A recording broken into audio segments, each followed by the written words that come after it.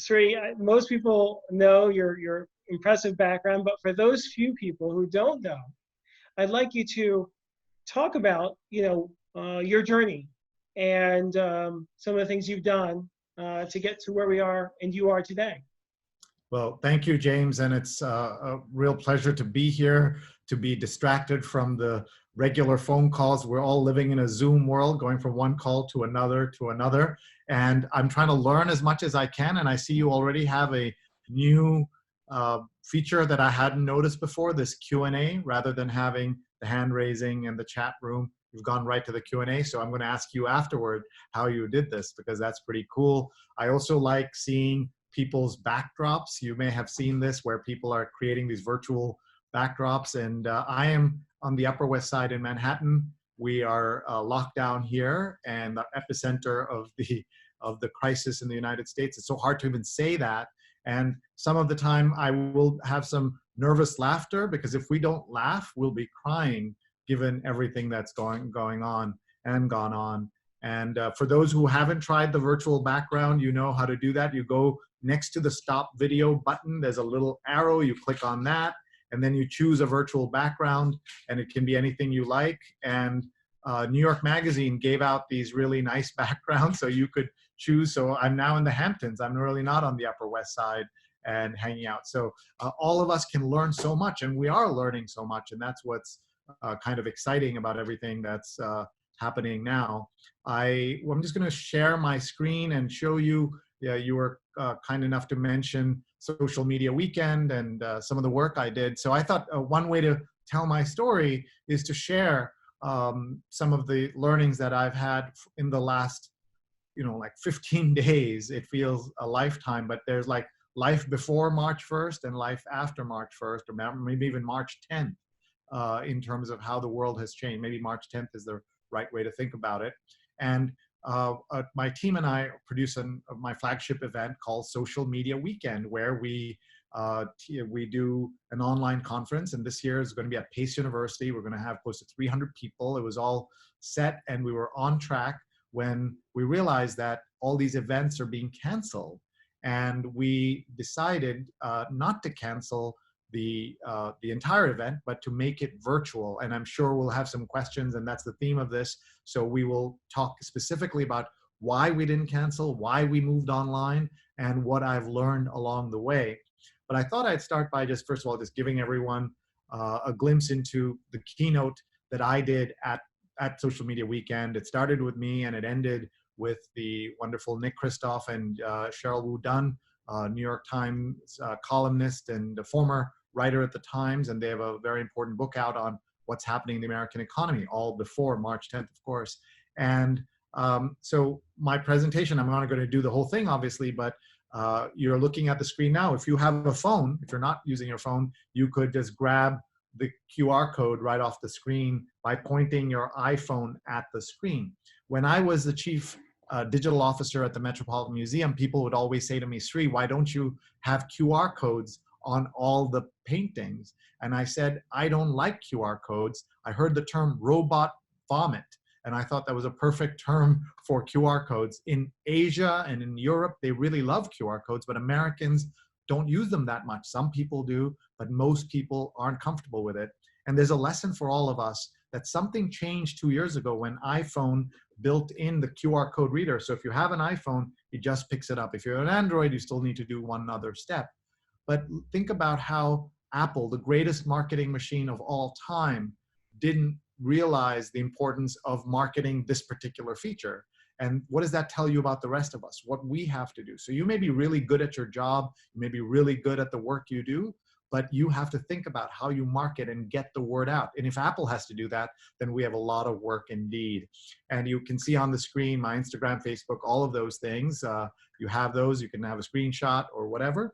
But the other thing I also wanted to say is that the most useful thing I can do for everybody is to invite them into my closed Facebook group called Sree's Advanced Social. Sree's Advanced Social. It's a gathering of 9,000 or so people who have taken classes with me and senior people at all the major tech companies, including Facebook and LinkedIn and YouTube and the New York Times and all of those places. And you can go in there and you can ask a question and someone will help you immediately. It's just a wonderful community, not because of me, but because of the community that's been built there. And that's another lesson for all of us.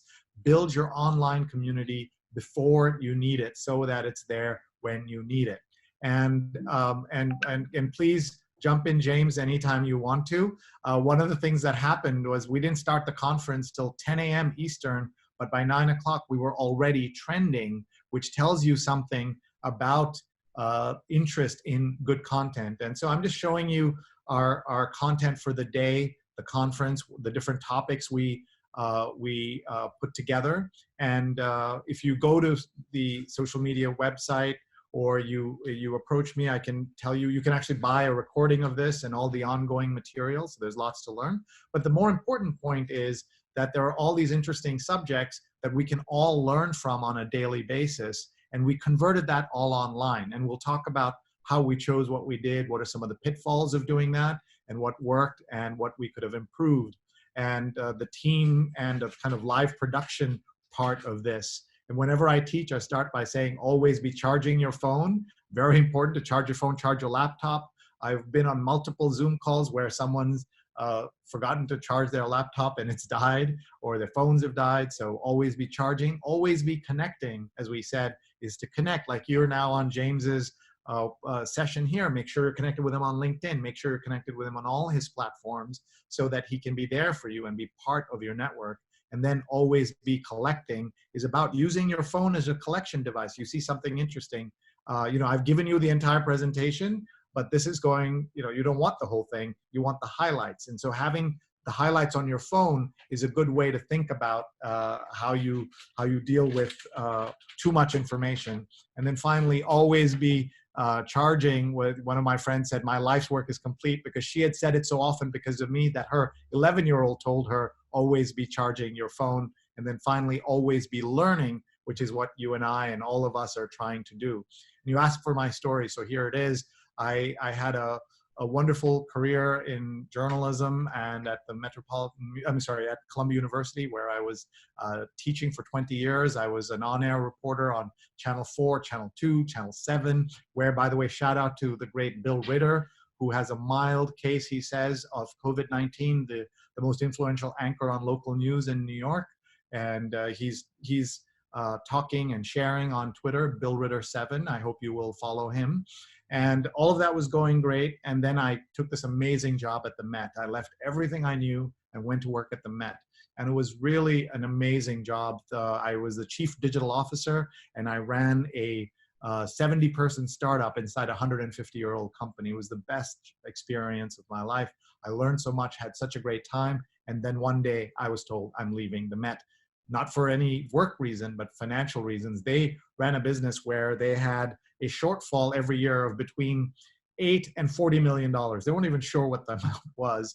And so at that moment, I was asked to leave, and I didn't know what to do. So I went on Facebook and said, tell me what to do next, folks. And I gave people a Google form, and 1,400 people filled in that form around the world. On the worst day of my life became the best day of my life, because I got this global digital hug. And then I went looking for work. And the PBS NewsHour went and did a whole day, followed me from 6:30 a.m. to 7 p.m. as I looked for work. And all kinds of things happened as a result of it. You see the QR code on the screen. I did a Twitter thread on how to look for work, what is next, why you should look for work when you're not looking, why you should always be looking. And I heard a great line, always be flirting with jobs, meaning always be open, because you never know when something can go wrong. And that's all pre-COVID, right? So there are 200 Twitter posts that I strung together in a long story, and they've had more than 1 million impressions of that.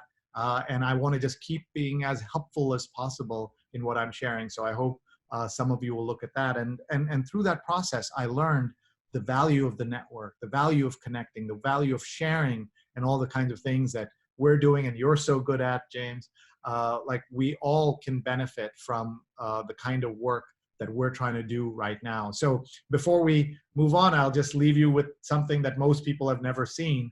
Here are 7 networks and 7 QR codes from those networks. And some of them you'll recognize, like the LinkedIn one you can see, but I'll just start on the extreme left on the top.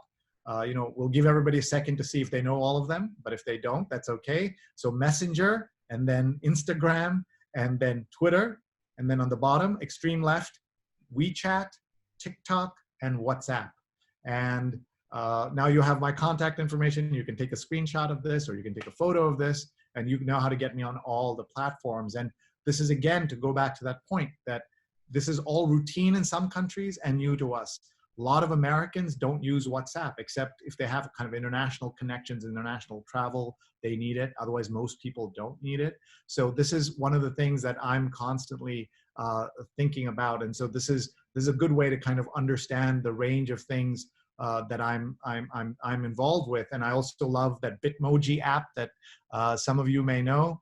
And look how newsy they are, right? The Bitmoji app, they make you make an avatar. In my case, I like this guy because he has more hair than I do and is about 10 pounds lighter. And so you're seeing all kinds of brands communicating, sharing useful things. And look at this, the worthy COVID-19 projects. If you have a project idea or you need help, there are people who want to help and who want to share. And this is one of my favorite things on the internet now, called Do Not Touch Your Face, which allows you, when it trains you not to touch your face. So it's AI that's useful. So every time you touch your face, once you have this turned on, it'll say, no, don't touch your face. And as you know, we're all, can get sick from touching our faces. And then finally, before I send it back to you, I want to talk about this idea of working on something. We're all in this unusual time where we all have a little bit of extra time, either from commuting less, or our jobs are less, whatever it is, our work is less, whatever it is. And I encourage you to think of some kind of digital project that you been wanting to work on, and to try it out and to experiment. People around the world will help you. There is no shame now in terms of trying something, fumbling, bumbling, it doesn't matter. And this is my fumbling, bumbling project. I call it the COVID-19 call. And every day I talk to someone about what's happening in the COVID world right now. And we share tips and ideas. And I also learned how to use the Canva. So I decided I've got to work on Canva and use that. And that's why I put it together. And I try to learn how to make an infographic and how to share this, and thinking about this. And there's, again, a QR code. And all of this is archived on my YouTube channel. It doesn't have a lot of subscribers, so hopefully some people subscribe. Sreenet is the handle. And this is my attempt. And I know different people are doing different things, but we can all be learning together. Thanks, James. Well, thank you, Sree. That was a really great summary of everything, of, just the highlights of all you've done. And, clearly there's a lot there and a lot of good takeaways, but I want to make sure that we have community leaders from across the world here who are typically focused on in real life events. In fact, for many, it's the livelihood of their organizations or their nonprofits or their centers or their businesses. And so I want you to go through your process of virtualizing the social media weekend, or at least give us some highlights, and we can maybe get into it with Q&A. Sure, absolutely. And to all of you who are in that position where you make your living from doing a lot of things in person, I can tell you that that's in my DNA, and in the work I do now as a social and digital consultant. I help people take their events online and all of that. But my message to all of you is that if you are able to kind of understand the opportunity that's with us right now, there are ways in which you can take things online. Not everything, but you can take a lot of things online. So if you want to see what we did, the website is smwknd.com. Social Media Weekend is the hashtag and the page as well, website as well. And one of the things that we are doing so what we had to decide was, do we punt by postponing, or do we cancel? And speaking of money, I make a good portion of my income from my live events, and I need to do them. And so that was one of the considerations for not just canceling and refunding everybody money. That was one. Number two, postponing meant that you are then, you have this kind of anvil above your head. See, South by Southwest was able to say, no refunds, just we'll give you have a free pass to one of the next 3 South by Southwest. We don't know when they will be, and I didn't want to have that over my head. So that was another reason why we didn't just postpone. But we decided instead that this is the moment where people like me and you and other tech people are being called, right? The calling is to show people how we can do useful, helpful things on technology at the moment. And so we thought that we would be, in fact, the very first big conference to go under lockdown and have an online conference at that moment. It was just by luck that we were. And people were signing up for the conference right throughout the day because they were so hungry for good content. And that was the other thing, it was the very first Saturday that people were locked in, and we gave them something to do, a distraction, etc. So we not only had way more people than we ever thought we'd get, we also, when we offered the refunds, we said, obviously, if you're not comfortable learning online, you're welcome to, we'll give you back a refund. And about maybe less than 10 people signed up, asked for the refund back, and 2 of them came in anyway, and we didn't charge them, it was fine. But just to show you how that was a thought process for us. And I was also seeing ahead to, I don't know when online events would come again. Someone like me, you and others who make some part of our living from online speaking, in-person speaking, it's not the same thing, because a lot of these organizations are just canceling. They're not thinking about how they could save some of their own money and think about going online and doing something with that. So those are some of the ways that I was thinking about it. And it's not, not perfect in any way, but you get the sense. Well, that's great, Sree. And what was give us your biggest challenge, technically, as far as bringing it online? I mean, clearly you've had experience in the past with digital. Many people don't have the same amount of experience. So Can you give us some sense for what was on your mind in the lead up?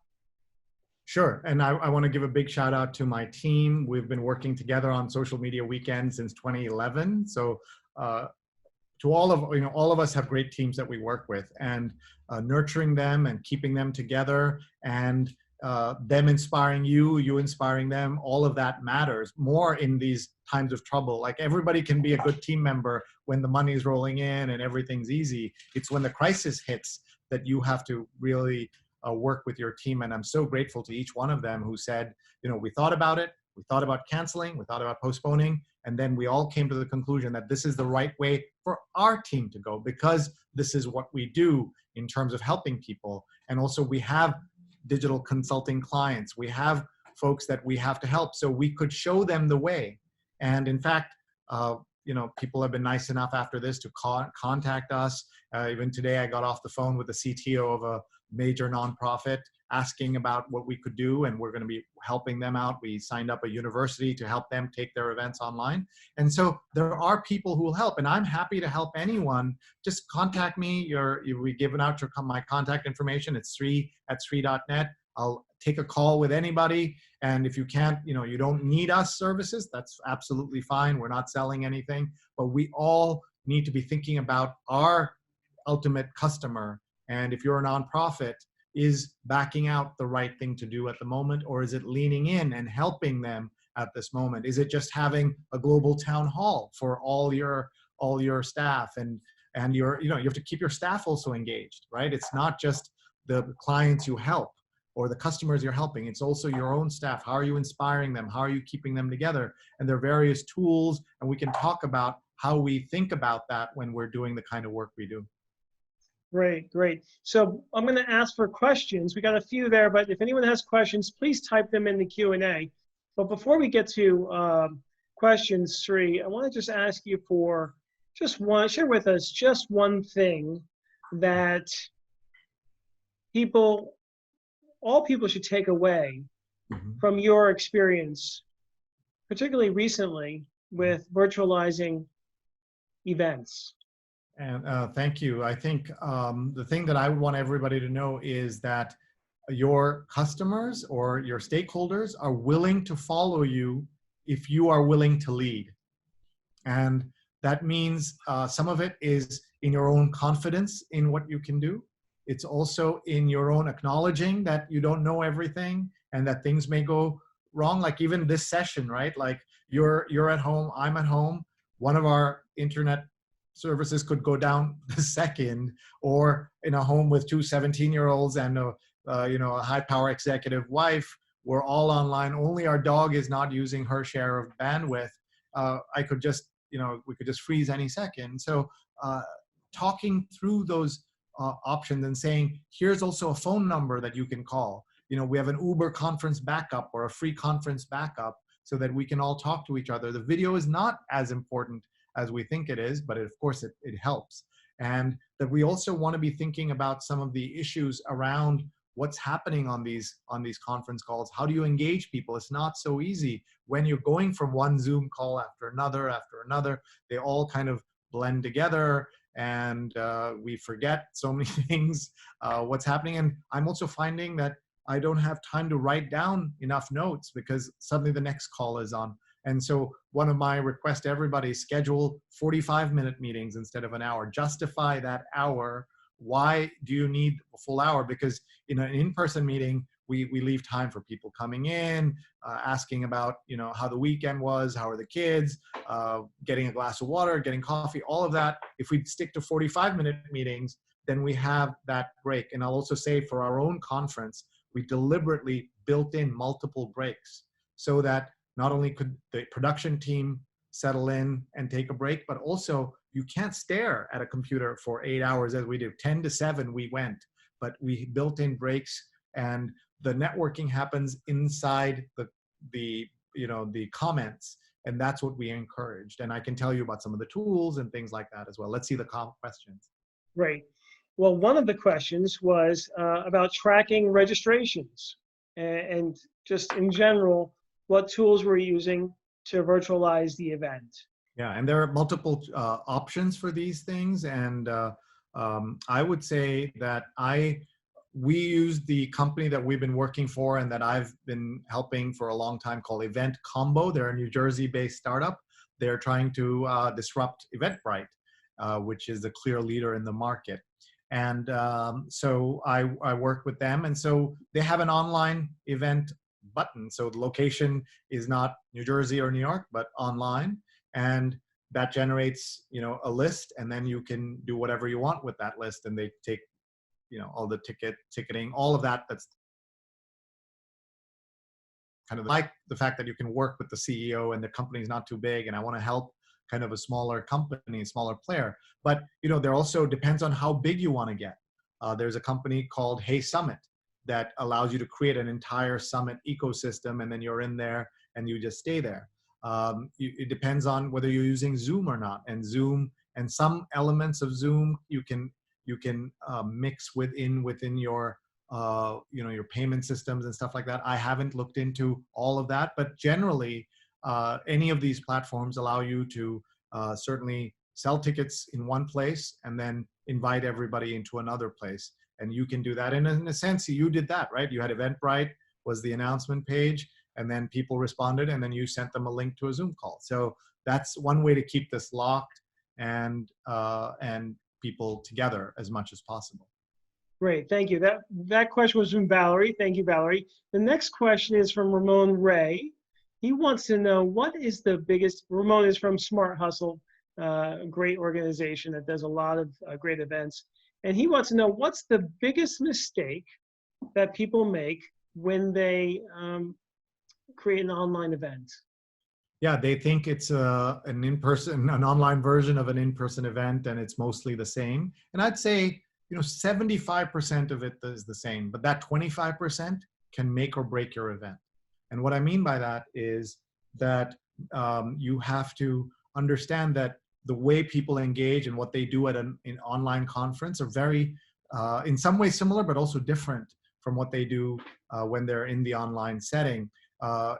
We had, by the way, people say to us that we love the networking part. The talks are okay, but we really want the networking. What are you going to do for the networking? And how are you going to connect? And how are you going to engage and encourage more connections? Because in the chat room, sometimes it's hard. So those are, so certainly not focusing on connecting everybody is one problem. And I can give you a solution for each of these as well. Another is that not giving enough breaks in between. Because if someone, depending on how long the event is, if it's a 2-hour thing in the middle of a workday, that's okay. People are used to that.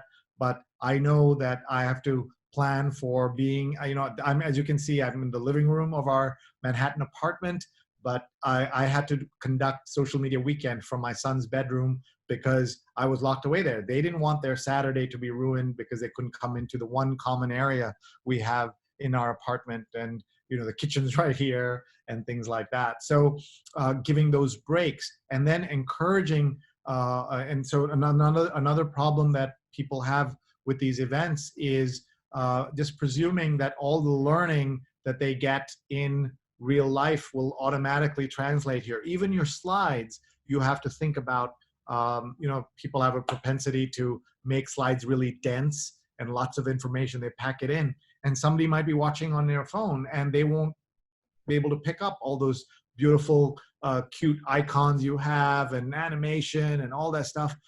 Instead, make it really big, bold, few words, easy to read, because I'm sitting back and I'm looking and I'm watching, I'm taking notes, etc. So even the presentation style has to be different. And we also did much shorter events because having that attention span. So instead of what would have always been like 1 hour long events, we made them 45. What would have been 45, we made 30 and gave people extra breathing room for the program, airing it out more so that more people are also feel comfortable and they don't have that sense of, it's not FOMO because they're in there, right? The fear of missing out isn't from they're missing the whole event. The fear of missing out is that they can't even go to the bathroom because they may miss something here. So all of that is part of rethinking a little bit, as I said, 25%, but a crucial 25%. Also making sure when you're presenting or when you're doing things, having, if possible, chyrons or subtitles of important concepts so that especially when it's easy when you have slides because you can see them on the slides. But what if you're doing a fireside chat? So if you're doing a fireside chat, make sure that the highlighted points are kind of put up on the screen so that people can see and understand what they are. Great. Well, and speaking to content, Mark asked the amount of content before you take a break. You mentioned some parameters just now, but is there an optimum sort of amount of content that you can stick in there before you take a break? Yeah, I think 30 to 45 minutes. My guru in all of this, my friend Andrew Lee, LIH, who's at FUZHEADO, Fuzzheado on Twitter. Our company Digimentors is named after the fact that he's my digital mentor, so we're your Digi mentor. And he used to always say, less is more, less is more. And you, as a speaker and as an event organizer, you want to cram everything into that particular session because it feels like you want to give people value for money. You want to leave them kind of exhausted with great content. And that's easy to make that a priority, but that's a mistake because there is just too much that people cannot absorb. And so here's the way that we thought about this and how we made it valuable.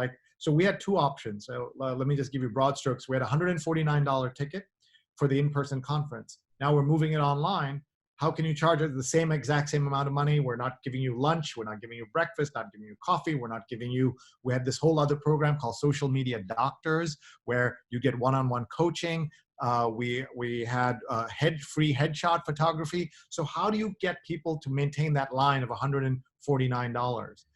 We did offer a $99 version. So if you just wanted the 1 day of learning, we offered that. And remember, Ben, I mentioned the refunds. They included that the less than 10 count included people who downgraded from 149 to 99. But that was all, less than 10 people or zero. So they could have kept 149, gone to 99, or gone to zero. And only 10 people went to 99 or zero, which is an incredible statistic from more than 250, 60 something people. And that's not a credit to me. It's a credit to the faith that they had that we would be offering a valuable enough program. So here's what we did. We had the existing program that we took from 2 days to 1 day. And we took what would have been a much longer day starting at 8 a.m. We started at 10 a.m. and went to 7. And within that, we did blocks of time, 45 minutes, a break, 30 minutes, a break, etc. And then, I don't know how clearly you can see on the screen, but we offered what we called extended learning. And extended learning meant we'll give you extra goodies that you can then, that's why you'd stay for the 149. So we offered a conversation with Soledad O'Brien a week later. We're doing a session on cutting edge nonprofits. We're going to have the head of social media for the International Red Cross on there, the head of UN peacekeeping. We are doing a session on understanding analytics. So these are all things that were built into the regular program that we couldn't do because we went from 2 to 1, but we moved them as extended learning things. Soledad was going to be on our program, but she came out, so she did a kind of breakout, but a kind of global breakout. And all the recordings are available. That's the other thing. People said, we just want to know it's recorded. We're not going to be able to make it. My head is exploding from too much stuff. So will it be recorded? And we promised them it was all recorded. And so we did do that. So people have gone back and watched and watched and watched. And then we said, whenever we are back in New York at some day, our hosts who are going to host the session, our reception anyway at Muckrack, which is a great PR and media company in New York, we said they will host a reception for us. So that's the way we held the line, if you will, in revenue. This won't work for everybody, but it certainly worked in our case. And again, because of the faith of the community. That's great. Thanks for outlining that, Sree. What about informal networking? How do you recommend organizers try to sort of push networking amongst the attendees in an online fashion? Yeah, it's hard. It's work. I mean, one of the things that all the teachers are learning, right, and all the professors are learning, it's harder to teach online than teach in person because you got to keep people engaged. You don't sense the room, right? Like now we have the people we have watching, we don't see their eyes. There's a level of things that people tolerate when they're in person that they don't tolerate online, because when you're locked in a room, you're sort of stuck there. Yes, they could look at their phone, but it's kind of rude. Now you're competing with the entire planet in whatever you're teaching, doing, speaking, sharing, etc. So it's really important to kind of keep that in mind. So a couple of things that I recommend. We didn't have enough time because we only had 10 days notice. We turned the entire conference around in 10 days. But if you want to do this, I would create ahead of time a Facebook group or a LinkedIn group and just have people answer questions, introduce themselves to each other in there, and start building connections. And you could also have a really good form in the ticketing form. Ask them specific questions. What are the things you're interested in? Have drop-down menus so that you could aggregate, and you could say, okay, here are all the people who are interested in X, here are all the people interested in Y, and you could kind of put that up inside the Facebook group or inside the LinkedIn group or inside the Summit software so that, oh, people see, I see that this person and this person should meet, go connect, that kind of thing. And then have your best networkers, 2 or 3 of them in your system. It might be you if you're the organizer, but it might be someone else, and have them go out and talk, make some connections. And maybe they can host a kind of online happy hour 10 days before, 1 week before, 5 days before, get people jazzed up. You could even have people you couldn't put into the main program. You cut them for some reason. Ask them if they wouldn't mind doing a half-hour Q&A right before the main thing starts, or 2 days before. And it's in the Q&A and in the questions and in the comments that people get to know each other. I hope that's happening today in the Q&A here as well, or in the Zoom calls with the chat rooms.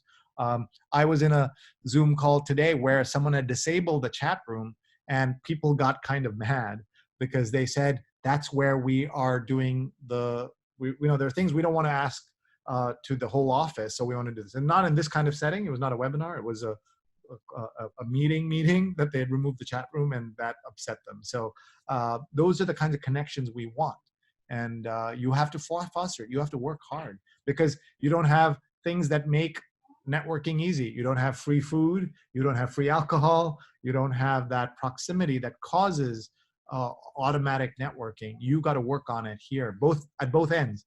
The organization and the attendees have to commit to networking and participating. Thank you for that, Sree. I know we did something recently that I thought was effective. We're still learning, but it was a program, an online chat like this a week or so ago. And at the end of the program, I encouraged people to connect with one another on LinkedIn, or at least 3 people, connect with them on LinkedIn. But another sort of way to do that is simply to send maybe a direct message to people, connecting them, with the @sign, tag them in a direct message in LinkedIn as a way to sort of push people together, especially if you think they have things in common. I mean, that's something where obviously you have to have some networkers in your group of organizers to do, but I think that might be a thoughtful way to really put the impetus on folks to connect and make it easy as possible.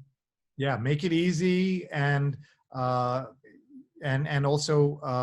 deliberate, right? Like doing things with great intentionality makes a difference, and this is one of those things. And also starting from the beginning and saying, this is our first time doing this, please bear with us. You can help by doing these 3 things for us. You can participate, you can learn, asking questions. Also, the other thing that you can do is use these tools like Slido, SLIDO or SLI.do, which allow you to do online polling and things like that. So you would create a Slido room, and you would ask a question, and then everybody answers. Or one of the things that one of our speakers did, who was terrific, a guy named Jeremy Kaplan, he started by saying, okay, everybody go to the Slido website, and then go to my room, which was SMWKND, and just type in how you're feeling, 1 word about how you're feeling. And suddenly we had 200 people do that, and you got a word cloud of how people were feeling at that moment, on that first Saturday after the shutdown. It was an amazing thing. So there are icebreakers and things like that we can borrow from the real world, but we have to adjust it for the digital world. And I think you can hear the sirens in New York. It's a very awkward, difficult time in this city for us, as it is in so many places. Absolutely. And I think collectively our hearts go out to everyone during this crisis, and especially those with loved ones that are battling this terrible disease. Yeah. Some other tools which I've heard of recently, maybe you can mention 1 or 2 others. One is Hop Into, and then Remy is another one I've heard of. Are there any tools which you've heard of, or that we should consider as we look toward online engagement? Sure. So let me tell you about the tool that I'm using, that I'm in love with for some of the work that we're trying to do with some of our clients and the people we work with. Is a tool called StreamYard, and we use it for my daily COVID-19 calls. We use it for something I call the New York Times Read Along, where every Sunday morning, 8:30 a.m. Eastern, on Facebook, Twitter, LinkedIn, YouTube, we read the Sunday New York Times, often with a New York Times staffer or another interesting guest. We had the president of the March of Dimes. Coming up next week, we have Harlan Coben, who's a big rock star in the world of books and author and writing. So this is how it works. I'm just showing it to you. Is that all right, James, if I just quickly walk through this? And go right ahead. And basically, what we're doing, so having just shown you that, let me just step back and show you what one of our sessions looks like, and then I'll show you the back end of it as you're having here. So this is an interview I did with 2 people, one in London named Nilofer, and one in Massachusetts named Marco.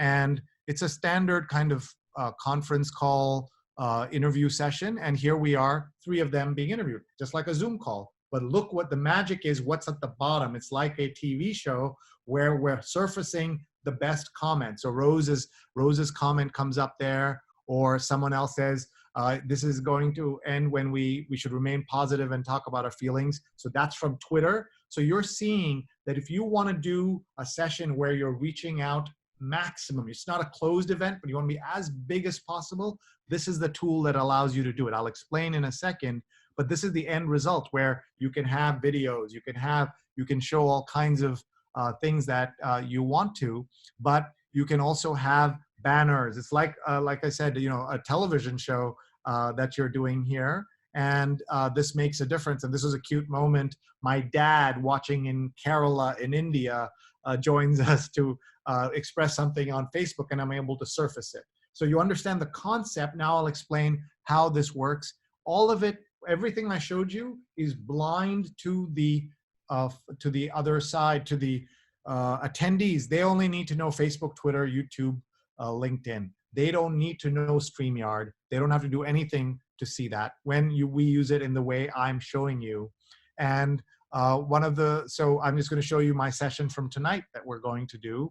We're going to be live on 5 different networks. So first, when you go in, it asks you your name and your camera. Where your camera is, your microphone is, and you enter a broadcast studio. And the studio is laid out, as you can see, like a television program, and you can have these banners, you can have the logo, all of that, and you can control this. So you can go in here and you can start with a screen like that, and people see what's coming up. Or they say your next speaker is Bob Anthony. By the way, New York Bob, great guy to follow. By the way, everybody should note this. First of all, he's amazing. He's a great tech expert, and he said he makes a living from going to CES, Consumer Electronics Show, and all these big events. And he said he doesn't know if he'll ever go back to one again. It was kind of stunning. It's like hearing a famous chef saying, I don't know if I'll go back to that famous restaurant again, because he says he doesn't know how things will shake out. It was kind of stunning to hear that. But anyway, so you can show graphics, you can show things, you can share content, but you can also have a logo, and you can put up content that you want. You can adjust that, and you can do this. And the audience doesn't need to ever hear the word StreamYard. They are just using their existing platforms to watch you. And there's no limit, because the limit is the number of people that Facebook allows or Twitter allows, which is, of course, infinite. And so that is how we did our session. Then you'll say, but I don't want my show to go all over the world. Great. Then what you do, you create a closed Facebook group and you broadcast into that. And you can do that as well. So you can be live on 5 different platforms. If I move, you can see here it says go live, and you can see I'm on Facebook, LinkedIn, YouTube, and on Twitter. And the reason I haven't added my 5th platform yet is my talk this evening, my COVID call on Monday nights, is about economic hardship. And one of the speakers, we're going to broadcast live on his network. And that's the other thing I've learned, that it's not about your channel or your network, it's about other people's networks. And that's how you have the kind of success you can, by collaborating, working off of other people's platforms, and they help you by sharing your content. And that's what you do. And that's how we did some of the things you're seeing on the screen, by sharing it in that fashion. I know I went really fast and you didn't quite, I'm sure, get everything, but it doesn't matter. The idea is the concept of this. And so anybody who wants to talk about this, you can have a scrolling thing at the bottom. I had yesterday a famous child psychiatrist on my show, and we showed this banner throughout. We can also tell people to join my Facebook group, my closed Facebook group. Just search Sree's Advanced Social on on Facebook, and you can join that closed Facebook group. All of this you can do. See how much more powerful that is than Zoom for certain things. And that's why we love StreamYard, and we're using it. And by the way, the most amazing part of it is it's $40 a month for everything I just showed you, compared to, think about how much money we spend on other digital platforms. So if you're looking to reach as many people as possible, have your own kind of TV show-like experience, this is the way that I would do it. And again, I'm happy to answer anybody's questions. You can reach out to me. I'm Sree at Sree.net, and I would be pleased to help you or answer your questions, you can see that right there on the screen. You can subscribe to my YouTube channel if you want to see how these are broken down and how we do it. Sree, Lisa asks, how many people does it take to execute such a broadcast? Yeah, so the answer can be as little as one, which you can, if you join me today on Twitter, Facebook, YouTube, or LinkedIn at 7 p.m. Eastern, or the recording later, you'll see me do all of this by myself. It is a circus and is not ideal. But if you have if every one person you can add to that process, it exponentially gets better. My read along is, I pay, because we have sponsors for the read along, I'm able to pay my team to do all the production work, which is the fair thing to do. My daily COVID show has no money coming in, so I don't ask anyone to do work if I can't pay them. So there are some volunteers who can help, but they don't know the system yet. But you can have just even 2 people learn this, you can do amazing things. So tune in today to see the poor man's version, and then you can do a better job. I just talked to a very interesting nonprofit today, and they're going to pay us not a lot of money, but good enough that I can then pay my team to produce their show for them. And we'll do all the work, and all you need is the editorial, right? The speakers and everything else, and we'll have a turnkey operation for you. So that's one of the things that we're able to do, and that's one of the services that we can offer at this moment. That's great, Sree. And speaking of the read-along, which I've been enjoying for a while now, as well as the COVID shows, they're so well done. They're so seamless. It's really just really lovely to watch and listen to. Thank you. And to really be informed. And then go back if I missed something on your YouTube channel to see the full broadcast. There's one last question, then we're going to close it out, Sree. This is a question from someone you know. I'm just going to read it out. One thing I would love to mention as a social media and visual strategist, working with Sree is a great way to create live visuals for a live online conference, since there is no photography. Learn to perfect screen grabs. And that's from Stefan at Spin It Social. He's awesome. Stefan is on our team, and he's fantastic. And he did a great session on online collaboration. And I would say to anybody who's watching, that advice is really good, that you have to think in a new way. And so we have a cartoonist friend named Colin who is in South Africa, and he's looking for interesting content to live draw. And so now he has been attending our sessions whenever he can, given the time difference. And he just live draws them, or he sketch notes them from the recording, and he puts it out there, and then we all amplify it, right? So that's that world where I keep saying, I said to everyone earlier, work on something. There's an opportunity to try something new, work on something new, experiment, and all of us want to help. And there are people who will help you do that. And no one expects perfection. That's the beauty of it. You know, one of the things that's happened, you remember that BBC interview where a kid came running into the room and people laughed? It was hilarious. And why was it hilarious? Because it broke through the facade of television. The television is this perfect medium and everybody looks great and the hair and makeup and everything is done well. And what we now are seeing, I'm sure you happen to have this happen on your meetings, your kids come in, your spouse comes in, the dog comes in, and we all roll with it. It doesn't matter. So when we say the world has changed since March 10th, right, in the post-crisis world, what's going to happen, there's so many institutions that are upended, and everyone who works in that industry needs to be thinking from that lens. What is our contribution going to be? Am I going to be the same person that I was before and offer the same skills, same jobs, same opportunity? In very few industries is it going to be the same. Everything is different. And we all need to be aware of that. We need to worry about that. We need to retrain ourselves and get our skills game on. And we need, all of us, including me, have to work on this to make that possible. Yeah, and as we discussed earlier, in some ways, this is a great equalizer moment where everyone is in their house. You know, there's no studios. Everyone's in the same boat. And if people can use it as an opportunity to try something new, I think there's going to be a lot of innovation coming from this terrible period we are in. Absolutely. I agree. So let me close. Someone, Fernando asked, what was the Facebook group again? Yes, Sree? so it's called Sree's Advanced Social, SREE''S, Sree's Advanced Social. So if you just search on Facebook, you should be able to find it. And then I don't know if we're sending an email to everybody after this. I can lay out some of these things so that people have them. I think it also might be in the original invitation. But I'm happy to help, and you have my email, sree@sree.net. Sree.com is a chain of motels in Florida, so you do not want that at this moment, but when you need All it. right. Well, Sree, I just I'm borrowing one of your traditions on your shows, and that is to ask guests to say some poetry. So can you close us out with a poem that you like? Yes, I should say that I don't carry a poem in my pocket, but thanks to James warning me, I do have a poem I'm going to read. But I'm also going to tell you, for all the digital stuff, it's important to catch up on your books. And this is a book I can't recommend enough because it's a digital topic book. This is called $1 Trillion Coach, and Bill Campbell, the most important man in Silicon Valley no one's heard of.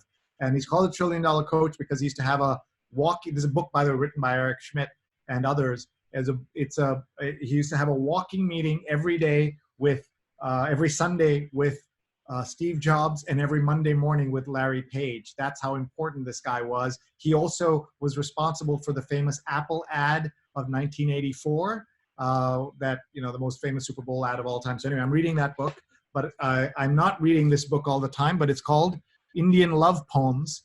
And one of my dear friends, Mina Alexander, she was a very well-known professor at CUNY, City University of New York Graduate Center. She died a couple of years ago. And so in her honor, I'm going to read a short poem, so it's only a few lines. And James did not warn us that we would be tested like this, but I'm going to do my best. I also believe that poetry should be read by the poets themselves or by scholars of the poetry. So I'm going to read this kind of cold, so it's going to be tough. So these are kind of ancient Indian love poems. My love. Although I conquer all the earth, yet for me there is only one city. In that city there is for me only one house. And in that house, one room only. And in that room, a bed. And one woman sleeps there, the shining joy and jewel of all my kingdom. And this was written in the 15th century BC, AD, and was translated from the Sanskrit by John Brough. And this is also a chance for me to say to all our spouses, significant others, family members who let us do these things, right, James, to be involved and communicate with the outside world when they need help and they need chores at the house. So this is my shout out to my lovely wife, Rupa, at Rupa Online, ROOPA Online on Twitter, and my kids, and to all our spouses and friends and family members who keep us going. Thank you, thank you, thank you, and thank you, James. Appreciate it. Thank you, Sree. Thank you so much.